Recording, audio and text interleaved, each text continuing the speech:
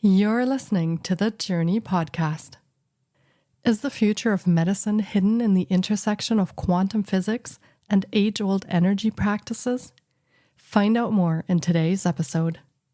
Hi, I'm Petra Brunbauer, and with decades of experience with sadness, pain, anxiety, and stress, I finally figured out how to leave all that behind. And this podcast shows you how to break free permanently so you can reclaim your sanity and find the self-esteem and energy to go after the life you desire. With real talk about mental health, holistic healing, and the tough journey of coming out the other end. This is the Journey Podcast. Welcome to today's episode. In this episode, we dive deep into the fascinating world of Biofield healing, a holistic approach that's gaining recognition in both scientific and wellness communities. Our guest, a pioneering scientist and psychologist, brings her wealth of knowledge and experience to shed light on how our body's subtle energy systems can influence our overall health and well-being. Dr. Shamini Jain is founder and CEO of the 501c3 Social Profit Consciousness and Healing Initiative, short CHI, an international collaborative of scientists, healing practitioners, educators, and artists who lead humanity to heal ourselves. Dr. Jain is a clinical psychologist and an award-winning researcher and author in psychoneuroimmunology, integrative health, and biofield science. She also serves as an adjunct professor at UC San Diego's Department of Family Medicine, where she supports research education within UCSD's Centers for Integrative Health. Dr. Jain is a sought-after speaker and teacher with ample media experience related to biofield healing research and education, including national television placements, 2 TEDx talks, and regular talks at universities, as well as leading health conferences and retreat centers. Her 2-time award-winning book, Healing Ourselves, Biofield Science and the Future of Health, is available from booksellers worldwide. Here is my interview with Dr. Shamini Jain.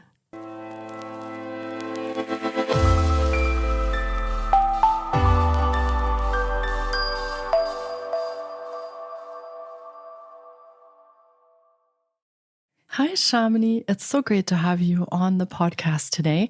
I've been looking forward to getting to chat with you because biofield healing is such an interesting topic for today's conversation, and we've actually never talked about it before on the podcast. So I very much look forward to talking about that today with you. Welcome to the podcast. Well, thank you. It's so great to be here with you.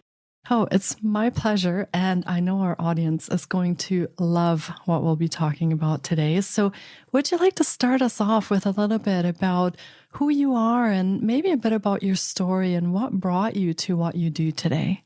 You bet. I bet our listeners could really relate to this. I assume that they're listening to this podcast because, like me, they may be very deeply curious about the far reaches of our human potential. And my focus has really been in the healing domain with respect to that. You know, I grew up in the deep South here in South Carolina in the United States of East Indian descent. And so early on, I was exposed to teachings about consciousness and its role in human potential, spirituality, and I was surrounded by Baptist Christian friends. So we had a really interesting time, actually a fun time, where I would go to church with them. They would come to my house and ask us about why we didn't eat meat. You know, as people may kind of glean from my last name, I come from the Jain tradition, which is a very small religion/philosophy that comes from India, and our basic tenet is nonviolence. So we had really wonderful discussions, and as I went through school, I realized that a lot of the discussions we were having about our inner spiritual life weren't really being explored with their relationships to health. And in parallel, I found at an early age a connection with vibration itself. It showed up for a love of singing, where I found that singing just around the house and to myself was incredibly comforting and really seemed to bring me back to my essence. You know, as a young child, I don't know how else to explain it, but it was really a self-soothing behavior, you could say, but also beyond that, really just a deep inner connection that I would feel when singing or chanting mantra. And I was curious about this nature of vibration, and I recognized that we weren't really looking at it in research. So when I was an undergraduate at Columbia University studying neuroscience, I began to ask questions to my neuroscience professors. what do we know about sound and music and vibration and its effects on healing? And believe it or not, when I was at Columbia in the early 90s, that was considered way out there to ask those questions, even about music. And, we've come a long way, baby. Now we have $1 million grants that are put out to study music and its effects on healing. But the vibrational aspect of music and looking at music and sound and just the nature of vibration on healing, a more subtle thing, it seemed, harder to pin down, but yet seemingly quite profound. It really deepened my curiosity. So, long story short, I sought a discipline in science that would help me understand this more on a whole person, whole systems level. And that's where I found myself in the field of psychoneuroimmunology for my PhD research area. And I began to apply these tools of how do we look at changes in the immune system or the hormone system with respect to vibrational medicine. Now, as you know, I talk a lot about this in my book and kind of share more deep stories about my own personal interactions with things like Reiki and how it really turned the light on in my mind about the nature of vibration and its connections with our mind and our emotions and our physical healing. But it was really always that deep curiosity and, wondering what are we leaving behind in the table, with respect to how we're practicing medicine today. What resources might we have as individuals in our spiritual life and through our subtle energetic awareness that might prevent us from getting sick, and beyond that, lead a flourishing life. So that's really what drove me to the work that I do. It sounds so fascinating, and a lot of the things that you touch on are very close to my heart as well. And I think learned with hard lessons, because I wasn't born into a place that really accepted a lot of, like you said, we're getting more to the spiritual or woo-woo side of things. So hard lessons that came with how healing happens, how health happens. And I appreciate those today.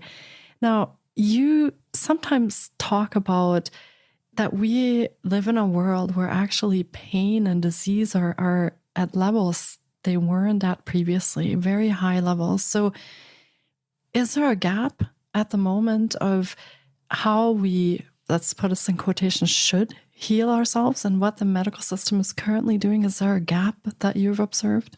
Well, certainly there is. And, there's just a general 17-year evidence to practice gap in medicine, typically, which is unacceptable. But what that means is we might find these amazing scientific discoveries, and it, on average, can take up to 17 years before we see that in clinical practice. That's an issue right there.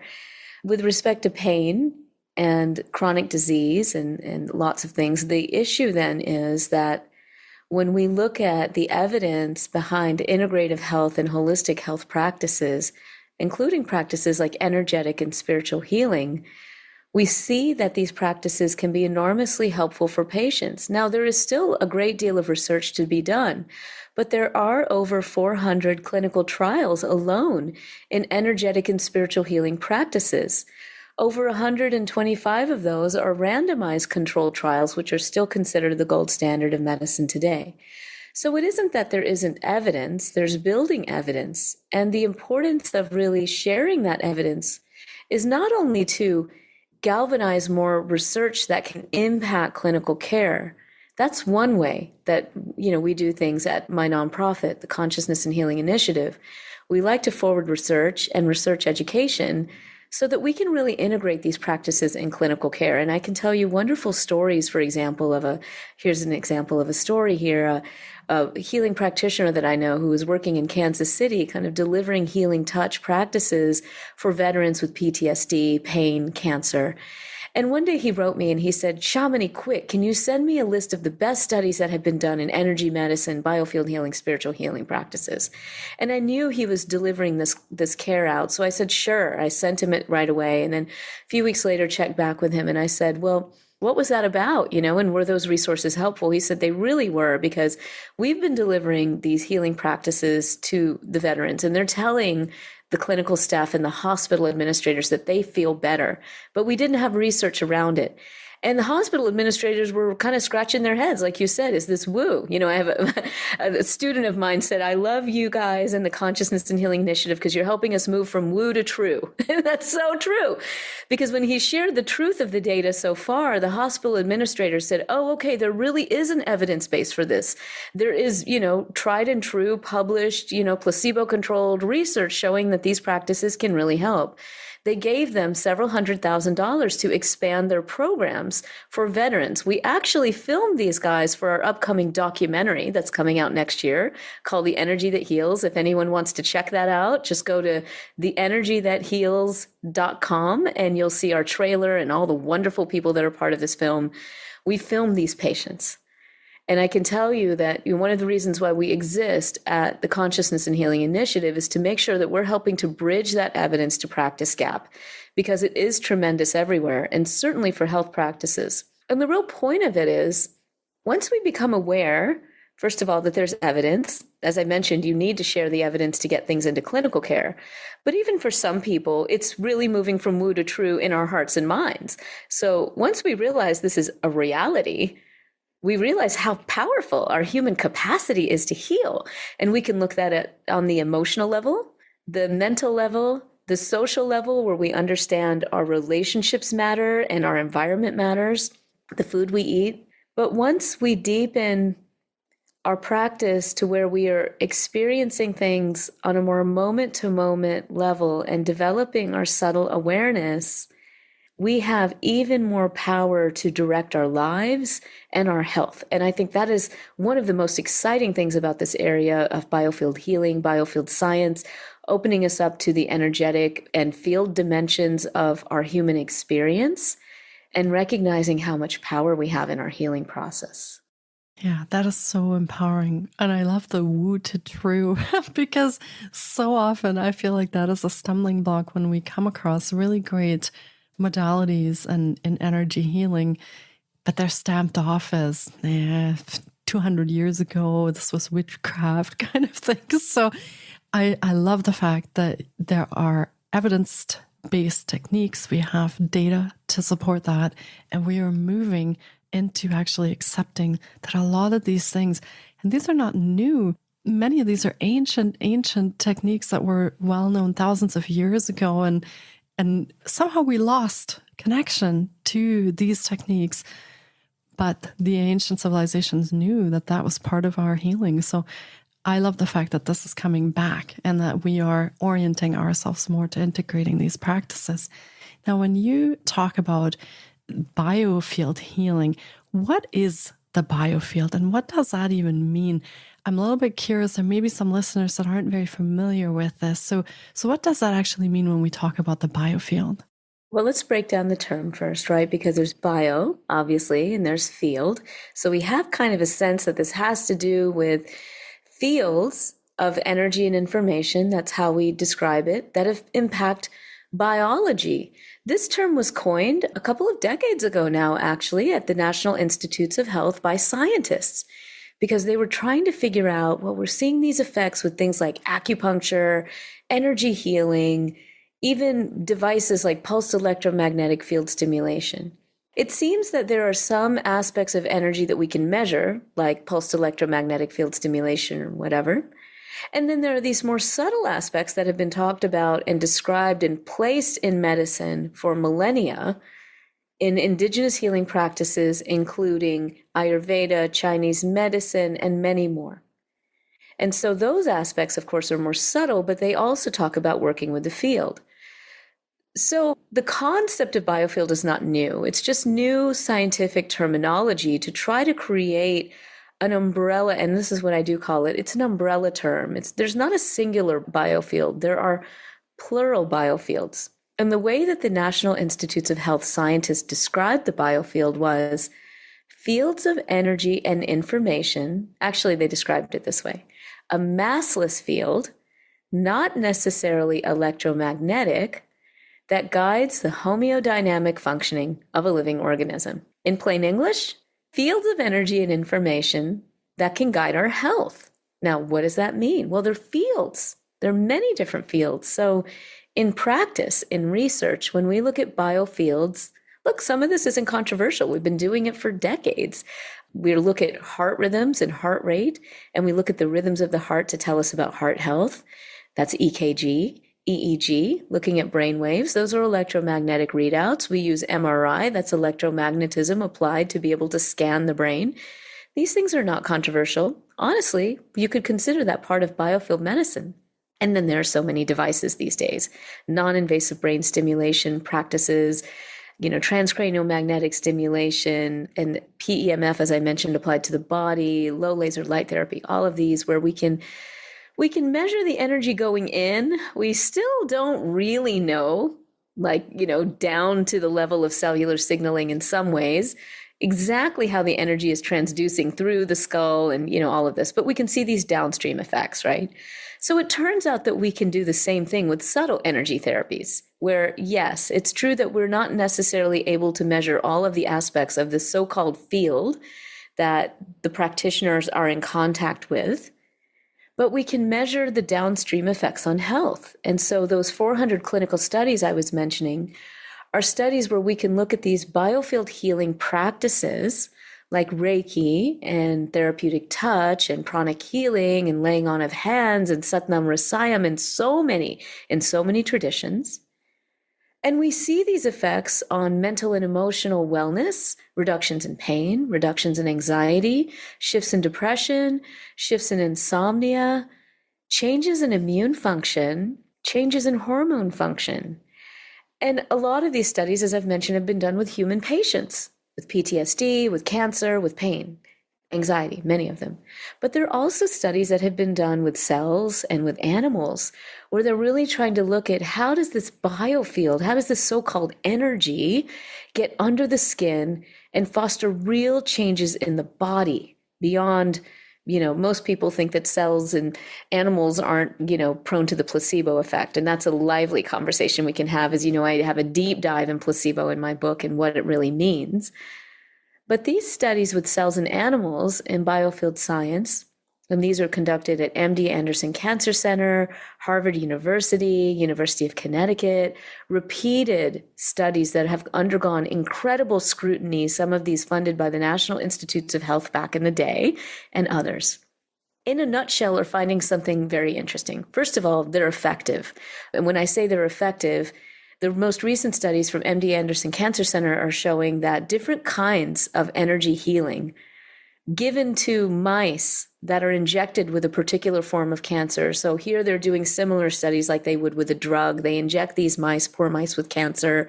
They look at the trajectory of how much their tumors develop, how much the tumors spread. They look at things like cell subsets and inflammatory cytokines to understand the cellular mechanisms of the tumor spread and whether a drug or an energy therapy would affect that. So these same kinds of studies, right? But they're not looking at drugs. They're looking at energy healing.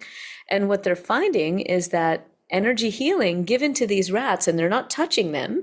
They're in the same room. The rats are in a cage or the mice are in a cage. And they're sending energy can actually reduce the spread of tumors in the body of these mice. And this is borne out when they look and dig deeper into the changes in cell subsets related to tumor migration, changes in inflammatory cytokines related to tumor migration, even changes in signaling like protein kinase levels related to this chain of events that brings about the migration of tumors in the body. So we're really beginning to understand that these fields can actually affect physiology in profound ways. And what it means is that we're waking up to the electromagnetic nature of ourselves. We are physical beings, we are emotional beings, we are social beings, but we're also field beings. Some of my friends like to say we're electric. Yeah, we're electric, but we're electric and magnetic. We are essentially waking up to our field nature. And so because we're doing that, we're going to be able to up-level our healing capacities even more, because we're realizing to some degree that we're far more expansive and less limited than we've ever imagined. Thank you so much for explaining this in terms that Makes sense. I feel like some of this information can sometimes be hard to understand. There's a lot of science that goes into it and a lot of terms that many listeners might not be familiar with. So thank you for explaining that in a way that we can all understand. And suddenly this huge potential becomes clear, like you said, that we have this power of healing within ourselves already. And it also becomes very interesting to understand that not only are we possibly receiving things through the field, but we are also adding and putting things into the field on a daily basis. So does that mean that we affect each other on a daily basis in this field as human beings? Absolutely. And we all know about emotional contagion, right? And we've studied it on the behavioral level. We study it through social media. There are wonderful studies that have been done. One that comes to mind is one from a colleague, Kathy Kemper, who was director of an integrative medicine center in Ohio State University for quite some time. She's a pediatric doctor. But she did an interesting study where she looked at the effects of two people being in the same room and a loving kindness meditator sending loving kindness to another, sometimes when they knew and sometimes when they didn't. And she measured, for example, heart rate variability. And she found that whether the person knew that they were having loving kindness given to them or not, whether they were being touched or not, their heart rate variability, that is the balance of their autonomic nervous system, would improve. In this case, it increased when they had loving kindness directed to them. And in many ways, of course, when we look at the Biofield healing research, this is what it's showing, right? That our ability to connect to the field and facilitate another being's connection to that field. And what is that field? Now, that's the big question. When we're talking field now, we've moved beyond biofield to field. What does that mean? Well, from the healing perspective, there are many terms that are used. Universal life force, universal energy, the all, the quantum field, soul, spirit, there's a lot of terminology that's used. There is a lot of diversity in the language that is used, but the experience is that when we show up in presence and connected to, and I will just use the word spirit or soul, when we really feel that deep resonance and connection with our soul nature, our spirit nature, and we stay in presence with that, when we're with another person, it's almost like an entrainment can take place. And for those who have been around, spiritual leaders or others, you can feel that, right? And we can build that field. It comes with our practice. So the more we're in practice and the more we're connected to our greater selves, the more we can foster that connection with others. It's really that simple. And of course, there's the emotional contagion part. We all know what it likes to leave a room where there's been, kind of toxic yelling or something like that and feel drained, right? So we understand that on the emotional level, there's a strong relationship between emotions, energy, and the immune system, which we're just beginning to bear out more. But from a healing perspective, it's even beyond emotions. It's really diving into the spiritual nature of who we are and sparking that in another person. That is so fascinating. Thank you for explaining that as well. And I'm a little bit curious if listeners have been inspired what we've been talking about and they're curious about this concept of the biofield healing and what you've mentioned. What are some steps that people could get started with to look into this a little bit? I know it's not generally the first thing that you encounter when you go see your GP, if you have some kind of issue that you want to work on. But how could they get started? And what are some of the first steps that you would recommend for someone who wanted to really start advocating for their own healing and their own health in this kind of way? Oh, you bet. Here's the good news. There are so many practices to develop your subtle awareness. We all have fields and biofields, right? We all have a biofield. We know we are electromagnetic. We emit biophotons. We emit electromagnetic energy. So you already have this capacity. You already have a field. Okay. So now it's just about developing awareness of it. And as you know, in my book, I describe the evidence, but also the practices. From an evidence point of view, whether you engage in things like pranayama, which literally means life force extension, which is breathing, and there are many different breathing practices, yoga,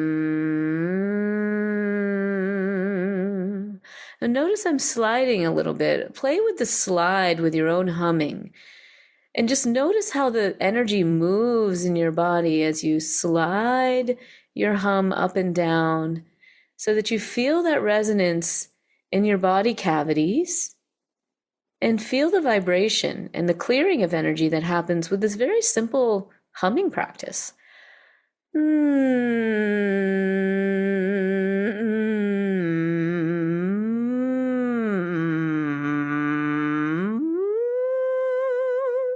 Really just exploring your voice and the ranges of it in this humming practice is a beautiful way of just warming in to the body. So this is a really simple practice that you can do, and it's amazing if you just give yourself a minute to do this in the day. It kind of brings you back to your body and unites your mind and your senses. You know, we talk a lot about mind, body, spirit practices. Well, what are those? The power here is to unify the mind with our energy in our body. And the more we do that, the more we're setting ourselves up for powerful healing. It's really that simple. Thank you so much for that demonstration. I was humming along and you couldn't hear me because I was muted, but I could feel that vibrating in my bones, even in my jaw bones and all the way through my head. So powerful, powerful vibrations coming through the body just with a simple hum. So thank you for sharing. Did you know your bones are piezoelectric, right? So your bones are literally receiving this electrical signal. The electrical signal is traveling through your body, of course, activating your nerves like the vagus, like we mentioned. But literally, you feel this in your bones. And there are studies showing that even for those of us who have had no experience, if we engage in choral singing, chanting, there's a beautiful study that was published at UC San Francisco showing that just, a few short weeks of kirtan chanting can actually influence the aging markers in our body in a positive way, reduce, aging in our body. So that is because we're literally feeling this in our bones. How beautiful. What a fun practice to do, and how easy to do. No experience required. You don't need to be an expert singer. You can just do this, even if you do it in the shower or in your car. This is perfect. Anyone can do this. So thank you so much for sharing that. And I know that you have a very busy year, last half of the year coming up. So if our listeners wanted to connect with you, or they wanted to connect with you on some of the retreats, is there anything upcoming that you'd like to share with them?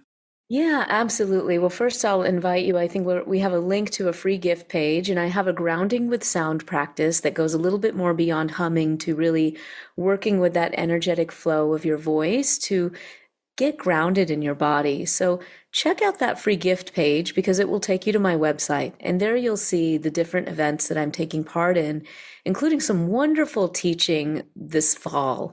As I mentioned, Esalen Institute at Big Sur. If you all haven't been there, it's just divine. Up on the cliffs of Big Sur, one of my favorite places to teach. You're very held by the land and the ancestors there. I will be teaching on the healing keys for a weekend at the end of September there. I will also be teaching at the famed and beautiful Omega Institute, which is on the East Coast in the US, and that is at the end of October, around the time of the beautiful changing of the leaves. It's an absolutely gorgeous and fun, very free-feeling place. I'll be teaching a program on flourishing there. For those who may be listening who are in Europe, I invite you to come and join me at Sages and Scientists in Mallorca, Spain, which is also happening in October, which is part of Deepak Chopra and the Chopra Foundation and Sadhana Works offering to the world. So lots of ways to engage. And for those who want to just engage online, I invite you to join our community at the Consciousness and Healing Initiative. We have free Friday webinars, generally the first Friday of every month, with leading lights in the field, both practice leaders and science leaders. They're totally free. We have people joining in from all over the world, including Europe, South America, India, the US, all over.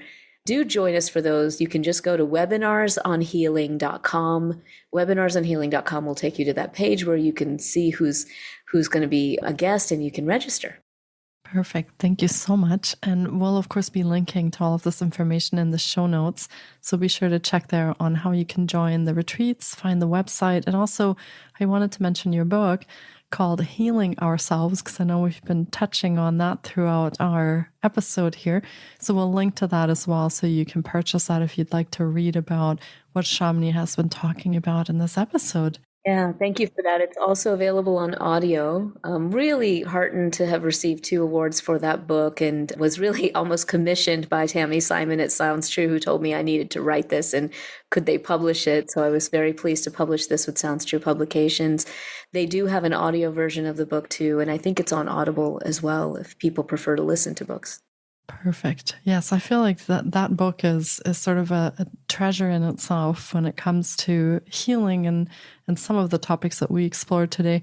There's so much more to talk about, but unfortunately, that will be it for this episode. So thank you so much for coming on today and spending this time with us. And I truly appreciate all this wisdom and knowledge and the insights, and of course, the scientific research that you have brought to really showcase how this is part of our innate healing. It's not some woo-woo thing that we don't really know anything about. It's part of who we innately are and part of our own empowerment to healing. So thank you so much for this time you've spent with us, Shamini. I truly appreciate it. Thank you, Petra. It was my pleasure. Thank you. Take good care of yourself. Have a great day. Thank you so much for taking time out of your day to listen in. If you enjoy the Journey podcast, please support us by subscribing, sharing on social media, and leaving us a review. We appreciate you. And you can find more of The Journey on Facebook, Instagram, TikTok, and our website, thejourney.com. Sending you love and courage, and see you next time.